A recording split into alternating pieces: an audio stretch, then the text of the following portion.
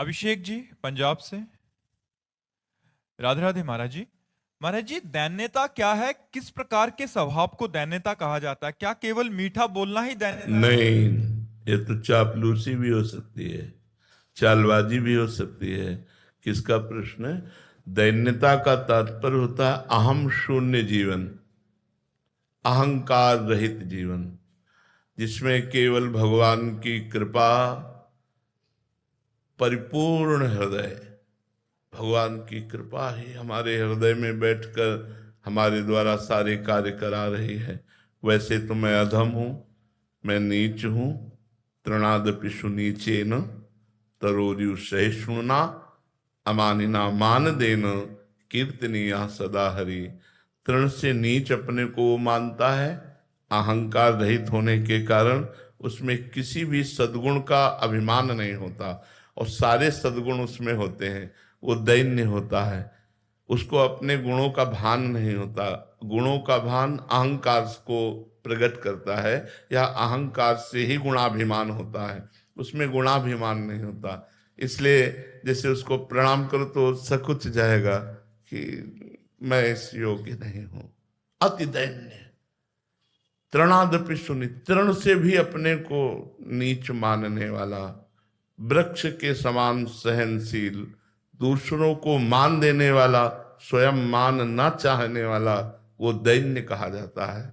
अहंकार शून्यता के कारण बाहरी मृदु भाषण करना तो चालबाजी भी हो सकती है, कि वो मृदु भाषण बोलता है लेकिन हृदय छुरधारा भम, हृदय छुरे की धार की तरह तीखी है। किसी के साथ बेईमानी, किसी के साथ कपट छल, और बड़ा मृदु ऐसे देखे गए हैं। मृदु बोलना ही कोई दैन्यता नहीं है, या अपने को ऐसे करना ही कोई दैन्यता। हो सकता है कुछ नहीं करे, लेकिन अहम शून्य जीवन ही दैन्य है। यही दरबार दीन को आदर रीत सदा चली आई। जेहि दीन प्यारे वेद पुकारे द्रवहु सुश्री भगवाना। जिसको दीन जन प्यारे हैं, दीन का मतलब होता है अहंकार शून्य। वो चक्रवर्ती सम्राट महाराज अम्बरीश भी हो सकते हैं जो दैन्य है, और अगर अहम है तो छोटी छोटी बात को लेकर है, और भगवान को अहम प्रिय नहीं है, भगवान को अहंकार प्रिय नहीं, दैन्य प्रिय है। तो अहम शून्य जीवन ही को दैन्य कहते हैं, ना कि मृदु भाषण या नम्रता दिखाना। ये तो नाटक भी हो सकता है। जैसे हम कह रहे हैं हम बहुत नीच अधम हैं, और जब दूसरा सभा में खड़ा होकर कहे पाखंडी नीच अधम, और मुझे लगे कि हाँ ठीक बात कहा, मैं ऐसा ही हूं, वो है दैन्यता।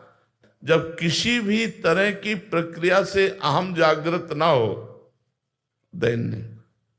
जैसे अम्बरीश जी के सामने दुर्वासा जी कृत्या प्रकट किए, लेकिन अम्बरीश जी वैसे ही हाथ जोड़े खड़े रहे, ना भय और ना किसी भी तरह का कोई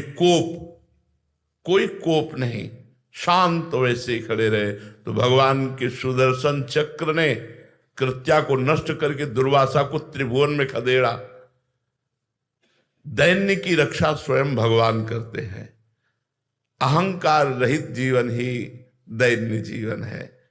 अगर थोड़ा भी अहंकार है तो भगवान को पसंद नहीं है, और ये अहंकार नष्ट होता है संत सेवा से, संत चरण रज से, संत चरणामृत से, संत वचनामृत से। दूसरा कोई उपाय नहीं।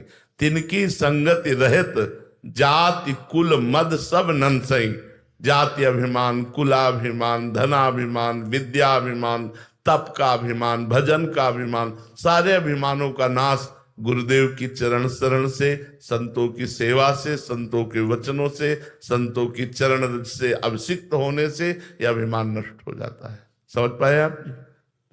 वरुण जी मुंबई से। राधे राधे महाराज जी।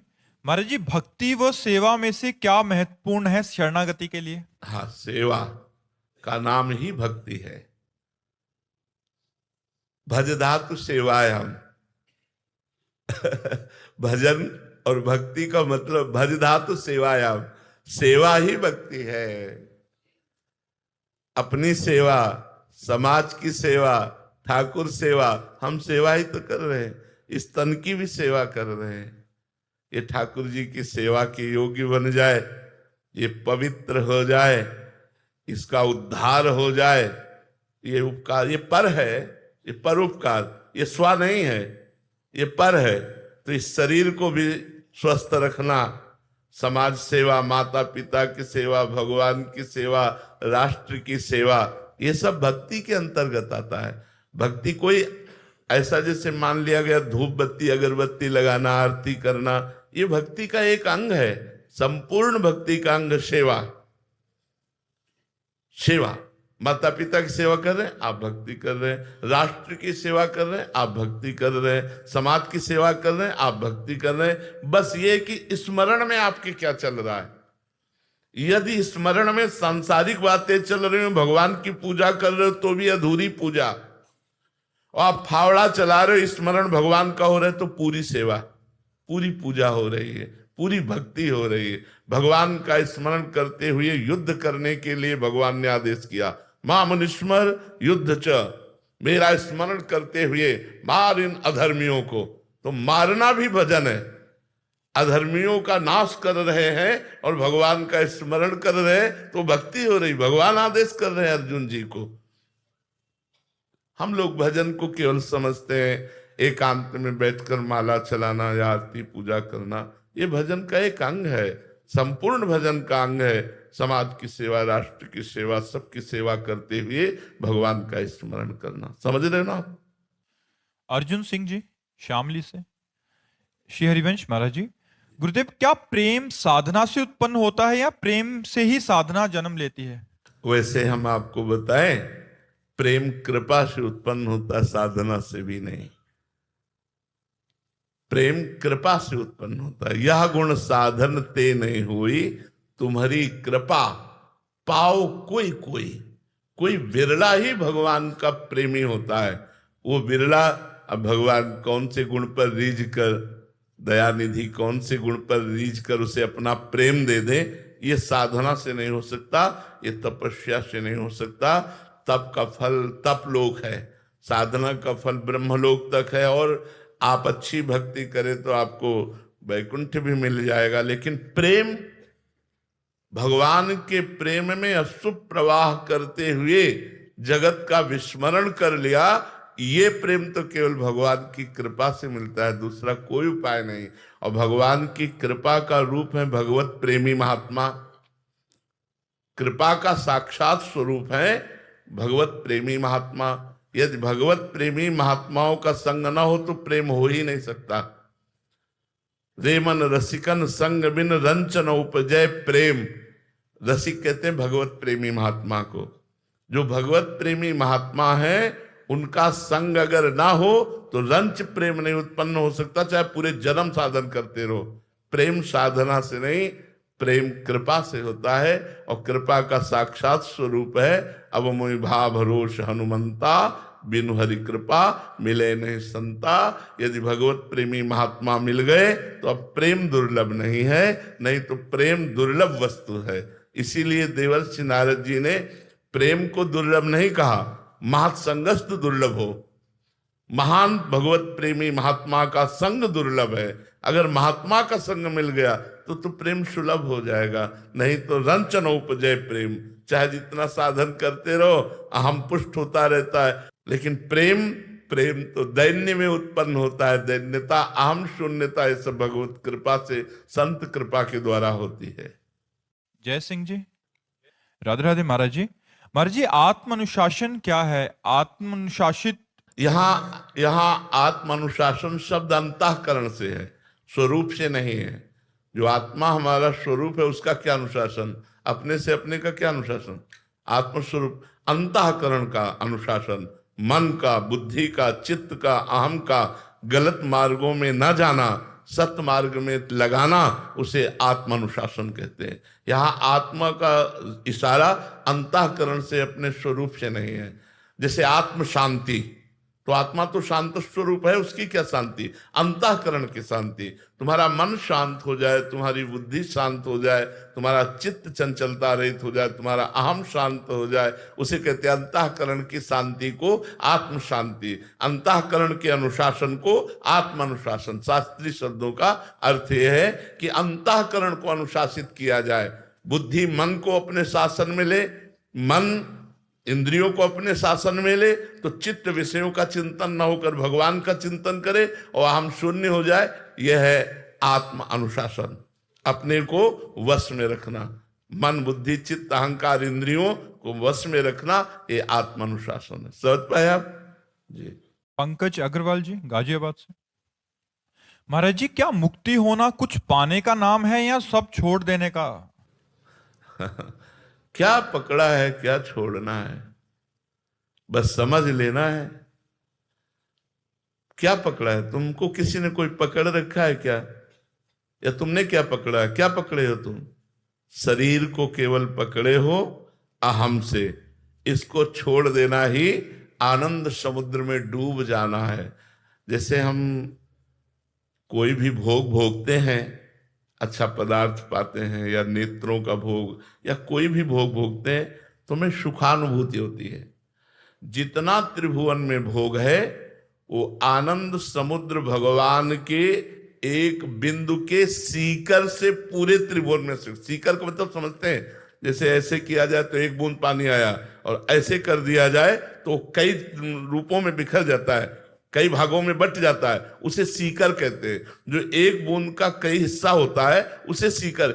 आनंद सिंधु के सीकर से पूरे त्रिभुवन में विषय आनंद जो है वो उसके सीकर का है। जो आनंद सिंधु सुख राशि, सीकर ते त्रैलोक सुपासी, सो सुख धाम रामस नामा, अखिल लोकदायक विश्रामा। जब हमारा मन उस परमात्मा में डूबने लगता है, शरीर और संसार का विस्मरण करके, उसी को मोक्ष कहते हैं। शरीर संसार की स्मृति न रहना, आत्मस्वरूप भगवान में रति हो जाना, या आत्मस्वरूप में रति हो जाना, वो परमानंद। परमानंद क्या है आप समझ ही नहीं सकते, क्योंकि बुद्धि प्राकृतिक है। जब तक साधना नहीं करेंगे तब परमानंद का, जब भजन शुरू होता है ना, असली में भजन होने लगता है, तो इतना आनंद होता है कि रोने का मन होता है। क्यों रो रहे हैं कुछ पता नहीं, बस आनंद में रो रहे हैं। एक आनंद की उमगन, जिसमें मान अपमान सुख दुख लाभ हानि निंदा स्तुति ये सब कुछ भूल करके एक परमानंद स्थिति, एक महान आनंदमय स्थिति, उसका नाम मोक्ष है। जो महान आनंद, अखंड आनंद, विज्ञान आनंद, परमानंद जिसको कहा गया। अब अपने विषयानंद से नहीं हट पा रहे तो परमानंद को क्या प्राप्त कर पाएंगे? पहले साधना करें जिससे हमारा विषय रस छूटे, तो हम भगवान की तरफ आगे बढ़े। अभी तो शरीर ही के सुख दुख में फंसे हैं। अभी मान अपमान लाभ हानि कुछ छोड़ना नहीं है। जैसे रह रहे हो ऐसे रहना है, केवल अंदर से आसक्ति हटा देनी है। आसक्ति हट गई, बढ़िया बात बन गई। आसक्ति है तो एक लंगोटी कमंडल में भी आसक्ति हो सकती है। आसक्ति बकाया रही तो महाराज भरत की मृग में आसक्ति हो गई, और अगला जन्म मृग का हुआ। और अनासक्त है तो चक्रवर्ती सम्राट महाराज अम्बरीश जी सम्राट है, रानी पुत्र परिवार, लेकिन अनासक्त है, भगवान के प्रेम में निरंतर डूबे रहते हैं। तो मोक्ष का मतलब है जीवत्व का त्याग, देहाभिमान का त्याग, सच्चिदानंद स्वरूप में स्थिति, आत्म स्वरूप में स्थिति। समझ रहे ना जी? महाराज जी दंडवत, जय जय श्री राधे, जय जय श्री राधे। अब राधा गिरधर हो गए जी महाराज जी। सब परिकर तो महाराज जी आकर के वहां सुख प्रदान कर गए। मैंने भी एक बार महाराज जी को मैं प्रणाम करना।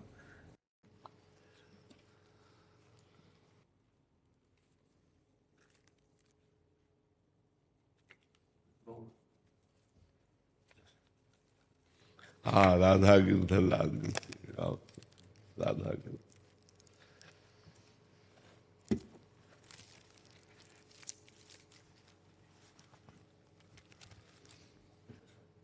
तीनों लोग।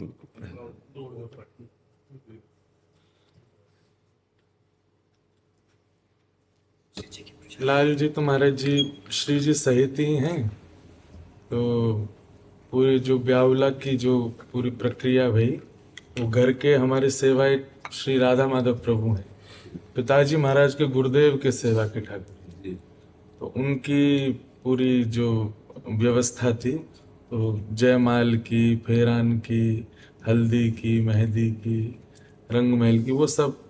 सेहरा हाँ, किसके बंधा? वो उन्हीं के बंधो। अच्छा, युगल। हाँ, युगल। ठाकुर जी मध्य में विराजते, प्रक्रिया युगल की। पूर्ण मूर्ति। इन्हीं में चित्त जोड़ना है, बस चित्त को। सबसे ज्यादा ठाकुर जी को जो पसंद है वो अपनापन पसंद है, प्रियता। भजन क्रिया उसका फल है, तपस्या उसका फल है, सब अलग अलग है, लेकिन एक अपनापन हम महान भक्तों में देखा गया, बड़े भक्तों में देखा गया, प्रियता। मेरे ठाकुर, बस वो जहां भावता उठा वो ठाकुर जी तक पहुंच गया, और वही ठाकुर जी को आकर्षित करता है। भावोत्सवेन भजताम रस काम धेनुम तम राधिका चरण रेणु महामिस्मरामी। जो हमारा भावोत्सव उठता है, जैसे मेरे गिरधर का ब्याह हो रहा है, ये जो भावोत्सव उठ रहा है, इसी में प्रेम छुपा हुआ है, इसी में आसक्ति छुपी हुई है, मेरे ठाकुर का हो रहा है। तो इस आसक्ति से भगवान का जो हम कृपा प्रसाद प्राप्त कर सकते हैं, वो किसी साधना से नहीं। इसीलिए ऐसे भक्तों को रसिक संज्ञा दी गई, जो साधना क्रिया, तपस्या क्रिया आदि आदि से बिल्कुल दूर है। रसिक तमह पहचानिए जाके यह रस रीति, छिन छिन ही में उपजे लाल लाडली प्रीति। प्रतिक्षण वर्धमान नवीन नवीन प्रेम। जैसे हमारे प्यारी जी और प्यारे जी का सब कुछ नया ही रहता है, प्रतिपल नए रहते हैं। इसीलिए नवल किशोरी और नवल किशोर है। नयो नेह नव रंग नयो रस, नवल श्याम वृषभानु किशोरी। नौ पीतांबर नवल चूनरी, नई नई बूंदन भींजत गोरी। नव वृंदावन हरित मनोहर, नव चातक बोलत मोर मोरी। नव मुरली जो मल्हार नई गति, श्रवण सुनत आए घन घोरी। नव भूषण नव मुकुट विराजत, नई नई उरप लेत थोरी थोरी। जय श्री हरिवंश आशीष देत मुख, चिर जीव भूतल यह जोरी।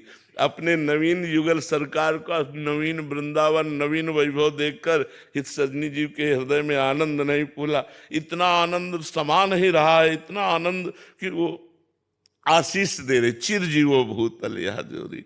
अपनापन, अपनापन। उसी बात को प्रमाणित करने के लिए अपने जनों के लिए कह रहे, रहो को काहू मन ही दिए, मेरे प्राणनाथ श्री श्यामा शपथ करो तृण छिए। रहो को काहू मन ही दिए। जो श्यामाजू के चरणों की प्रियता है, उससे लालजू बिक जाते हैं, और जो लालजू के चरणों की प्रियता है, इससे श्यामाजू का कृपा प्रसाद प्राप्त होता है। लाल रंगीलो गाइए ताते प्रीति रंगीली पाइए, और ललित रंगीली गाइए ताते प्रेम रंग रस पाइए। तो प्रीतम और प्यारी, ये दो हमारे नेत्र हैं। इनमें कौन प्रिय है कहा नहीं जा सकता, क्योंकि दो देखने में दृष्टि एक है। ऐसे ही हमारे प्यारी जू एक है। श्री हरिवंश सुरीत सुनाऊं, श्यामा श्याम एक संगाऊं। छिनिक कबहुन अंतर होई, प्राण सुएक देह है दोई। राधा संग बिना नहीं श्याम, श्याम बिना नहीं राधा। ये रह ही नहीं सकते, रह ही नहीं सकते। ये एक ही संग है। अगर वो श्री कृष्ण बपू में केवल दिखाई दे रहे तो प्रियाजू विराजमान है, अगर प्रियाजू दिखाई दे रही तो लालजू विराजमान है। ये रह न सकत, एक पल के लिए भी अंतर में नहीं रह सकते, ये एक ही है। तो वो बड़ी कृपा होती है जब हमारे हृदय में इनके सुख की चाह प्रकट होती है। इनसे अपने सुख की चाह करने वाले तो लाखों भक्त हैं जो धन्यवाद के पात्र हैं, लेकिन इनके सुख की चाह, ये बहुत बड़ी बात है, और ये अपनेपन में होती है। अपने लालजू को आज ये हार पहनाना, अपने लालजू को पोशाक, आज लालजू को ये भोग पवाना है, आज प्यारी जी को ये, बस यही भाव मगन रहे ना, तो इस सीधे श्री जी की सेवा प्राप्त होती, सीधे लालजू की सेवा प्राप्त होती। सेवा प्राप्त होना कठिन है, कल्याण हो जाना, मोक्ष हो जाना, ये तो सब प्रभु देते रहते हैं। अपने श्री अंग की सेवा उसी को देते हैं जो बिल्कुल अपनापन, मतलब प्राणों से भी अपनापन नहीं, प्राणों से भी उतना अपनापन नहीं। अगर मांगे जाए तो एक क्षण में प्राण दे दे, हाँ, लेकिन वो हमारे प्राणनाथ हैं, हमारे प्राणों के प्राण हैं। इतना प्यार हो जाए, प्रभु से प्यार होना कठिन बात है, प्रभु से प्यार हो जाए। वो प्यार के लिए ही ये अर्चा विग्रह रूप धारण किए हुए, नहीं तो हम कैसे प्यार कर पाए, क्योंकि वो अव्यक्त है। तो अर्चा विग्रह में इतनी आसक्ति हो जाए हमारी कि उठते बैठते चलते, इस समय लालजू हमारे क्या पाएंगे, इस समय लालजू को हमें क्या पहनाना है, इस समय लाल वो अंदर चलता रहे। कहीं भी जा रहे हैं, कोई भी अच्छी चीज देखिए, ये लालजू के लिए ठीक रहेगी, ये हमारा चिंतन उनके प्रति बन जाए, बस ये खास बात है। प्रियता हो जाए, अपनापन हो जाए। बहुत कृपा है, बहुत कृपा है श्री जी की आपके ऊपर। कृपा पात्र तो है ही, खूब निरंतर बस ऐसे रति करते रहिए और भगवान की चर्चा गान करते हुए कभी कोई आशा मत रखे। जो प्रभु दे दे, जैसे प्रभु रखे, बस भगवान की चर्चा भगवान की प्रसन्नता के लिए गाइए, तो ये जीवन प्रेममय हो जाएगा। श्री पूज्य रामचंद्र डोंगरे जी केवल भगवान की चर्चा, भगवान के लिए अपने लालजू को सामने रखते तो आंसुओं की माला पहनाते रहते थे, अश्रु चलता रहता, भगवान की चर्चा। जीवन धन्य यही है। अर्थ तो कितना लोगों के बैंकों में जमा है, कितना घरों में जमा, उसका कोई महत्व नहीं, अर्थ कोई महत्व नहीं रखता। भगवान के सामने अर्थ कोई महत्व नहीं रखता। आज भगवान की कथा को गौड़ और अर्थ को मुख्य माना जाता है, नहीं, भगवान की कथा को मुख्य, अर्थ तो गौड़ वस्तु है, तो पीछे आपके दास की तरह डोलेगी। जो वैभव ऐश्वर्य है वो तो दास है, भगवान के चरणों की सेवा में जब आप हो तो आपकी सेवा में लगे रहेगा। तो अर्थ की प्रधानता न रखते हुए भगवान की अद्भुत महिमा का गान करते हुए स्वयं उसमें प्रफुल्लित होते हुए हमारा जीवन व्यतीत हो, यही गिरधर लाल से प्रार्थना है कि उन्हीं में आसक्ति हो, उन्हीं का चिंतन हो, उन्हीं का गान हो और उन्हीं में हमारा शयन हो जाए। जो आखिरी चिर शयन है वो उन्हीं के चिंतन में हो जाए तो हमारा जीवन सार्थक हो गया। क्या सेवा करे आपकी? नहीं महाराज जी, बस बाबा से बात हुई, मैं तो बहुत दिन से तड़प रहा हूँ, मैंने कि महाराज जी के दर्शन करने हैं मुझको, तो बस अभी कथा के लिए निकल रहा हूँ। अब लाल जी, अब राधा गिरधर लाल जी आवेंगे, पहले तो गिरधर लाल जी पधारे, तो जब लाल जी आवेंगे तो अब हम भी चतुर्भुज है गए, तो हाँ, नहीं, ठीक है, ठीक है जी की महाराज जी हर वर्ष हम पर्ची डालें ठाकुर जी के आगे कि अगला उत्सव कहाँ कराएंगे, तो 4 स्थानों के नाम रखते हैं। तो गत वर्ष नाथद्वारा में था, तो भाव था कि गोवर्धन, वृंदावन, बरसानो या फिर एक बाहर को स्थान रखो कहीं को। तो मन में भाव आयो कि अगर बरसाने की पर्ची आ गई तो ठाकुर जी के आगे डालें, जो सबसे समीप जावे वो को माने कि ये ठाकुर जी आज्ञा कर रहे हैं। तो मैंने कि अगर बरसानो आयो तो समझ जाएंगे कि ठाकुर जी को ब्याहुला होना। तो नाथ द्वारा में जब पर्ची डाली तो जो सबसे समीप गई तो उठाई तो श्री बरसाना धाम, तो ठाकुर जी बोले ब्याह होएगा। लेकिन महाराज जी बीच वर्ष में ही ठाकुर जी बोले कि पहले ब्याह मेरो होएगो, मतलब मेरो ब्याह करवे से पहले तू एक सेवा बारी लिया, अकेलो मेरो ब्याह करेगो तो फिर कैसे अकेलो संभालेगो। तो बीच में योजना ऐसी बनाई कि पहले दास को हैगो और 1 महीना में ठाकुर जी को हैगो। लेकिन महाराज जी जितनो मन में उमंग और आनंद और उत्साह ठाकुर जी के ब्याहुला को भयो, कैसे भी ठाकुर जी को ब्याह हो, मधुर हो, आनंद में हो, तो एक बार और मैं लाल जी के सहित हम कृपा कीजिएगा, दर्शन करेंगे जरूर, तब आऊंगा और बाकी संग में भी लाऊंगा परिवार को, तो सहित दर्शन कर भी आऊंगा। जरूर। एक चुनरी दे दो, सखी को दे देंगे चुनरी। आपको स्वास्थ्य अनुकूल है महाराज जी? बस ये है कि श्री जी की कृपा से चल रहा है, बस चल रहा है। बस लाडली जी और सब संतों की कृपा है तो उसकी बहुत सुंदर चल रहा है। हमें भगवत चर्चा करने को मिलती है, हमारी दिनचर्या चल रही, पर इतनी बड़ी कृपा है। अब दिनचर्या चल रही सब तो हम राजी हैं, जितना कष्ट मिले उस पर कोई परेशानी नहीं। दिनचर्या हमारे लिए बहुत माननीय है, जो जिसमें आप स्वयं की दिनचर्या और समाज की दिनचर्या दोनों का पालन हो रहा है। जो अपनी दिनचर्या साधना की वो चला रहे और जो भगवत सेवा समाज की है वो चल रहे, इसलिए मन में उत्साह बना रहता है।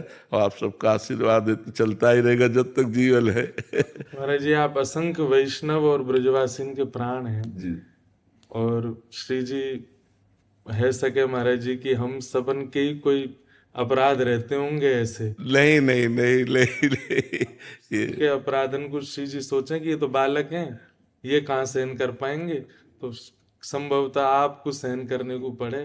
पर श्री जी ऐसे अनुग्रह करें कि आप बिल्कुल स्वस्थ रह जाएं, कोई आपको मन से बहुत स्वस्थ है, श्री जी की बहुत कृपा है, मन से बहुत स्वस्थ है, हर समय आनंद मतलब उनकी चरण रज का बना रहता है, इसलिए तन का प्रभाव नहीं पड़ता।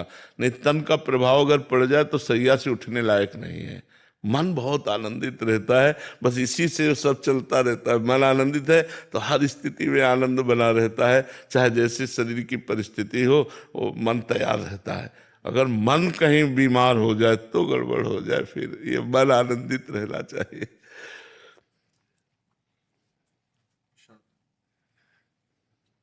दोबारा मुंह दिखाई में फिर देना। धन्यवाद।